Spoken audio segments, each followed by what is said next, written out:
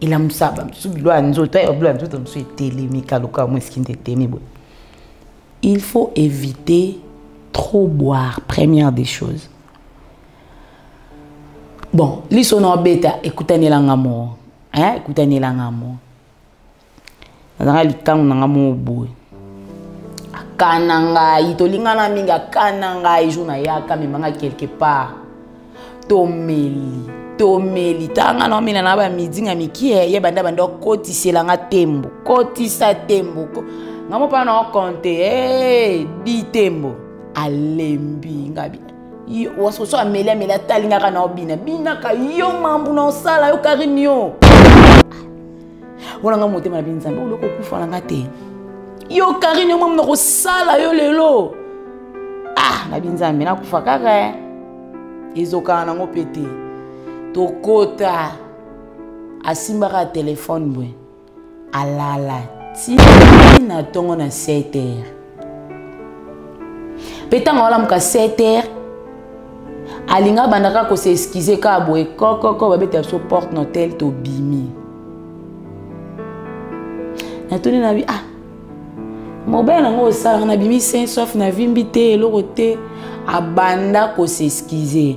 Ayabisanga bi na bi nde na boy so na lingi na sala na ndomela suma sangate. Abi raisonner et simbate e bomi e ba sens o e ba soute. Kuite sile mutu azonga normal. Ayebete la bi. Obi ke tokene petana bord et télémité ameli bagene bord et beau télé.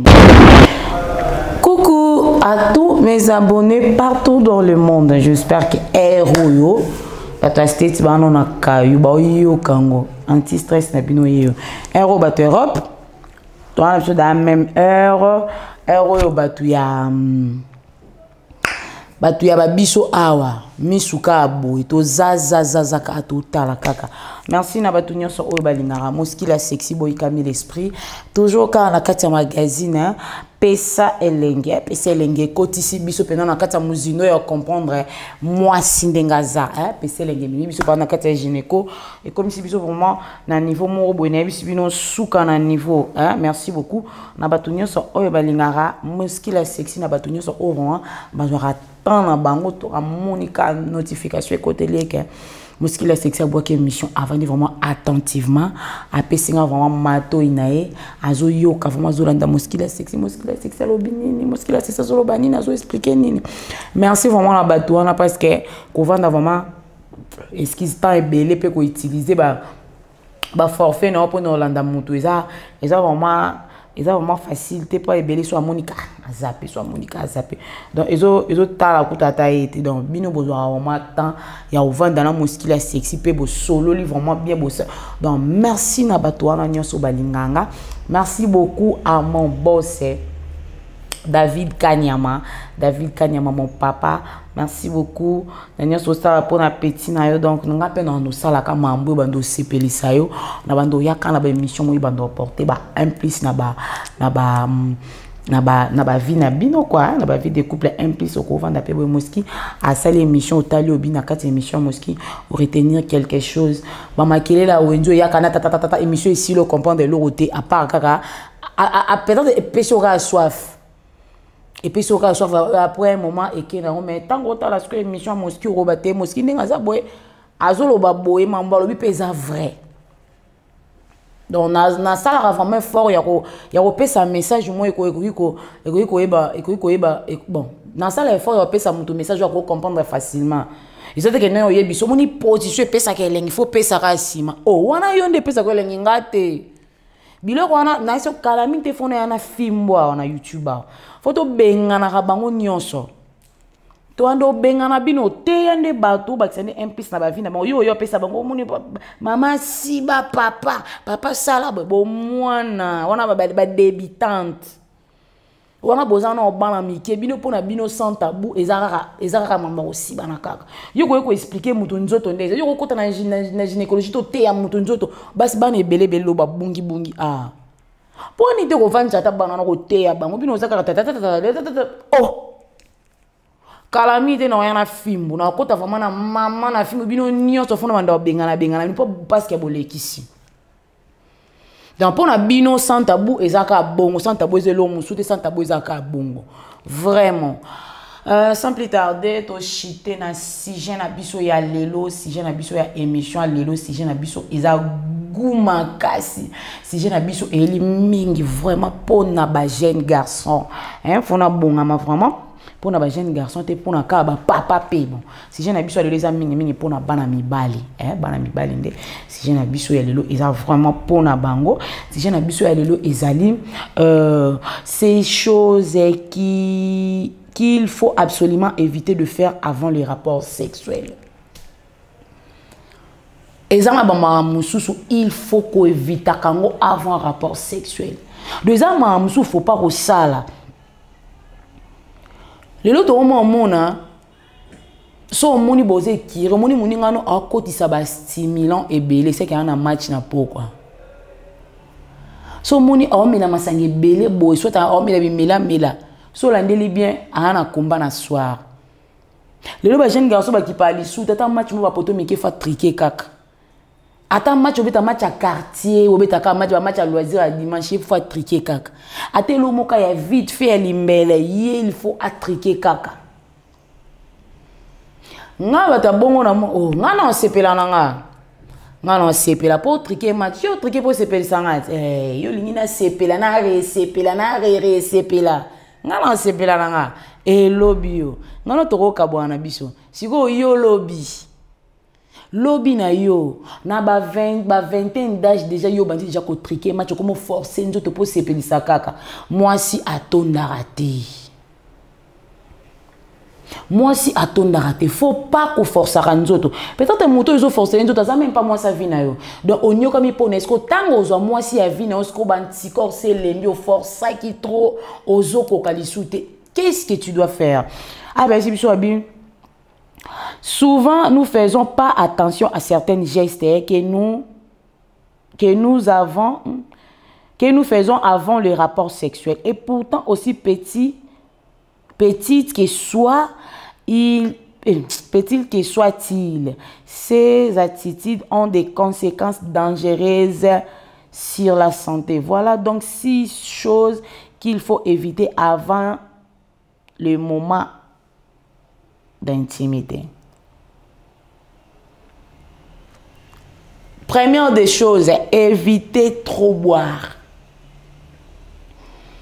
Première des choses, ben c'est biso avant ya aussi bana pour son rapport sexuel et même en mimi world ko si bana pesa tango lo bango ila musaba subilo anzoto ya blo anzoto mso telemika loka mo skinde temi bo. Il faut éviter trop boire, première des choses. Bon, lisono beta écoutez l'angamo, hein, écoutez l'angamo. Dans le temps on ngamo boy. Kananga itolingana minga kananga ijuna yaka mimanga quelque part tomeli tanga no mina na ba midinga mikie ye banda kotisa tembo ngamo pa na compter di tembo alembi ngabi yo waso so amela talinga kana obina ka yo mambu na sala yo karinyo wala ngamo te ma binzambe uloko kufa na ngate yo karinyo mamu na ko sala yo lelo na binzambe na kufa kaka ezoka na ngopete to kota asimbaka téléphone bwe alala tina tongo na 7h petanga wala muka 7h alinga bandaka ko se excuser ka bwe koko babeta so porte notel to bimi na toni na bi mobile ngo sala na bimi saint sauf na vimbi te lorote abanda ko se excuser ayabisanga binanga bi ndena boye so na lingi na sala na ndomela suma sanga te abina kana ki mingi masanga ebukie akoki même pas bantikor ekeseni bantikor mususu esenga avant sala bien il faut caramel bantikor mususu esenga avant avant adobe pena bien fois mais la bloque makasi tala esko bien ba eso éviter de trop boire La surconsommation de boissons alcooliques avant de faire l'amour entraîne des relations sexuelles moins agréables.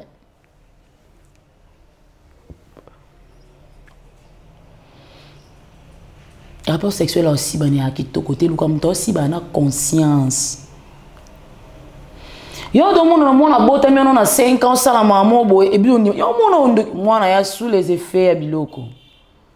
Rapport sexuel est agréable était tala elo lo ça la ngo quoi conscient. Ça quand un rapport sexuel là conscient. Or conscient peut ne bi que oh si banga mbal pas bi que on aussi besoin moi si nanga. Eh, na conscience na bino sans effet loko bo salango bo salango ki toko makasi na elengi.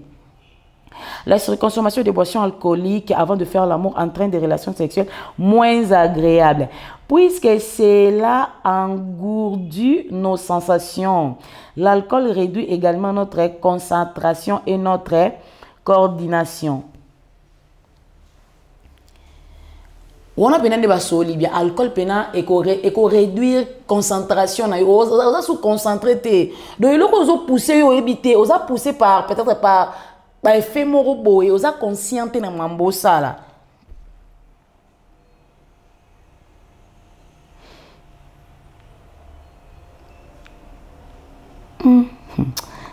Coordination. L'alcool entraîne des troubles de l'érection chez les hommes et chez les femmes. Il peut empêcher l'orgasme en revanche. Consommer avec modération, son effet désinhibant peut favoriser l'orgasme chez les femmes. Peut une gestion de dosage.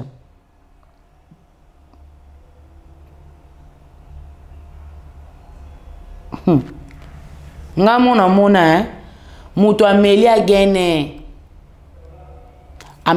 bakena mwasi ne kuna banda mwasa bande ko caresser eloko etelemate habitin peut-être fioyo et simbate yemo ko raisonner et simbate e bomi e ba sanso e ba soute kuite sile muto azonga normal aebetela bi obi que tu kene petit na bord est limité à meli bagene bord et beau téléma donc il pour na ina mela bongo et le quoi ne téléma kakte ko kitate or que alcool eza mabe alcool e ko bebi ça peut vina yo nesi ba bien brim biso to ebike e bo ma misu à la longue e bo ma misu mais le ba jeune garçon nyonso ba comment mais so ye pour na bon peut-être comme la bien brim alors que ça peut-être eza qui gang te comme la bien brim eza qui gang te à la longue, il y a des jeunes garçons qui à la longue.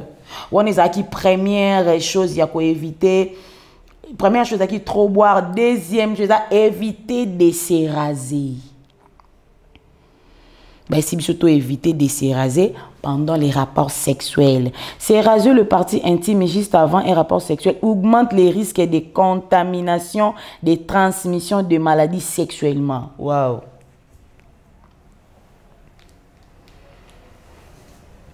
Avant que tu n'attendes déjà, na kota déjà gynéco, j'espère que na sala qui émission oyo, na sala mo déjà na ba chaîne nanga. C'est comme si je savais de quoi je parlais. C'est raser le parti intime juste avant un rapport sexuel augmente les risques de contamination et de transmission des maladies sexuellement transmissibles. En effet, les micro-coupures dues au rasage permettent aux MST tels que l'herpes ou la chlamydia de se transmettre le plus facilement et le plus rapidement. Pour éviter ceci, il faut donc soit se raser la veille, soit ne toucher à rien. O benako na koti benene na gynéco et pour amour musu na omona. MS c'est la mycose sexuellement transmissible, là je connais. Ce qui peut-être beaucoup ça là, ce qui peut-être beaucoup ça là, c'est que faut au cas déjà des jours avant. Des jours avant, au titre déjà zone wana et l'équipe déjà mon pépé, et déjà et permis déjà. Donc comme déjà la température mon normal ndé au kiko ça là. Mais o ezake bokati yé pas kati zone on est tiré le pena mutakala. donc mutakala pena po besoin d'infection et ça vraiment facile beaucoup déjà na risque ya cause infection binonyoso donc comme déjà na risque donc éviter de se raser le parti intime avant le rapport sexuel, c'est pas bon. Donc, dans le bango déjà qui s'est rasé déjà qu'on veut bongo, ils a facile à quoi atteindre infection dans partenaire na yo.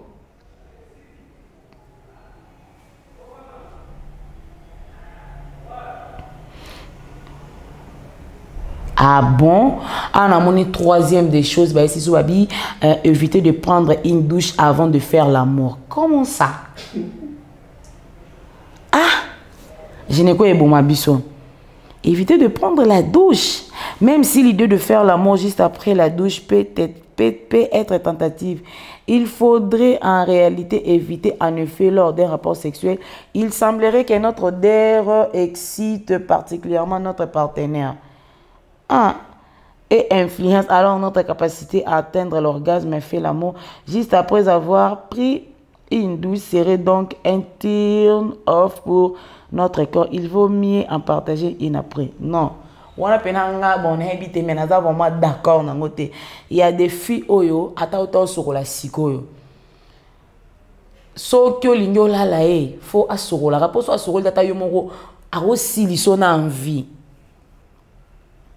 Asili on a posé pour bango salité et le roi ya coutume na bango. Asa salité dans un niveau moko que ya kotika na sous-vêtement kota bambate o senti fion bimisa odeur na yo moko quand même pas ko supportant donc wana pena à 50% nga kotinga te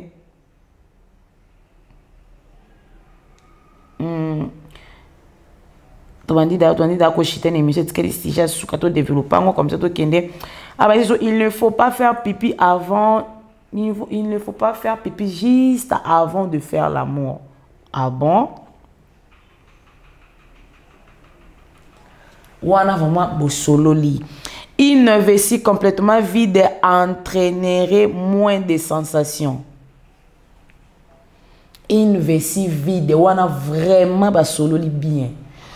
Ngamona mona ngo. Bozaki peut-être na mobile no bosala. Une fois ko ki posa masuba oki osuba. Tango ozonga na mbetu sentiment ozaki na ngwa vent ozala na lisute. Au moins c'est comme si o bandeli liso à zéro faut abandela lisusu ko exciter yo abandela lisusu ko simba la partie essentielle on a vraiment eza tellement vrai.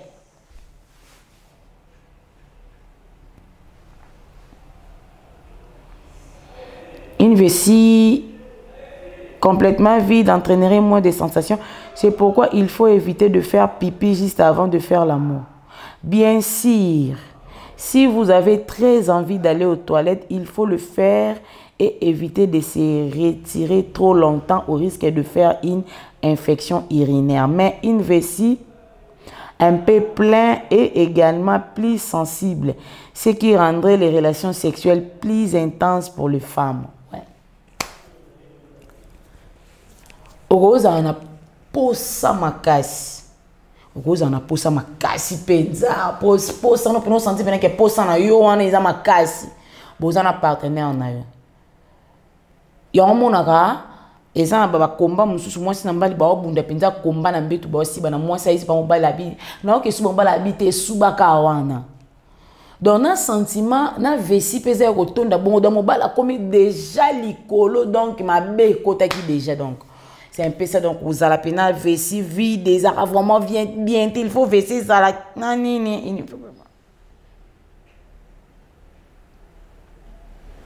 il faut vessie et ça la plein pour sentiment au senti peine que bazou ça là, sauf vessie ça vide au senti que c'est comme si le romo ils osent à tous en excité, aux en peut bien, mais ceux qui vessie et ça peine plein yo moko sentir que était nazo se retrouver vraiment awa. Bon, tu comme une cochité, pardon. Tu comme cochité déjà na sujet na biso ya lelo. Tu comme vraiment cochité. Vous avez toujours branché pour awa. Non mais na bino kakabilo ko ya kitoko obolinga kabilo ko bien obolinga. Ya moni non mais na bino vous avez toujours branché parce que Niloka bien eza awa. Merci beaucoup à tous les abonnés au bazaki vraiment wana pour Rolanda émission ya Muscila Sexy toujours na idéologie na biso ya magazine Pesa Elengi et libino vraiment kati ya mutu ndenge zalaka na bientôt là nazoya na fimbo hein bato nyonso ba tsara ba makelele wana ba kenena kozwa formation ya bien ba kenena kozwa formation ya bien batika ko kosa biso na ba makelele na banga wenzi wana pour mambo baloba to ebite bazwara ngo wapi.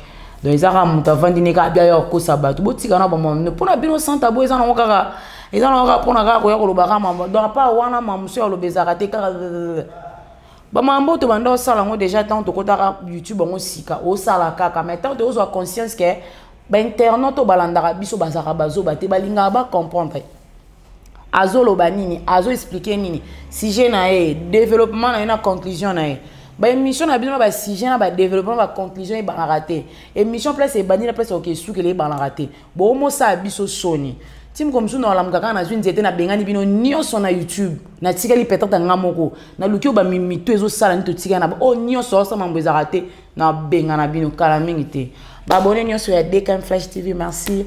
Merci na bino nyonso vraiment bato bozaki branché wana bozala toujours branché parce que mambo ya bien ezaka kape ekozala kaka na ba sujet na biso abo.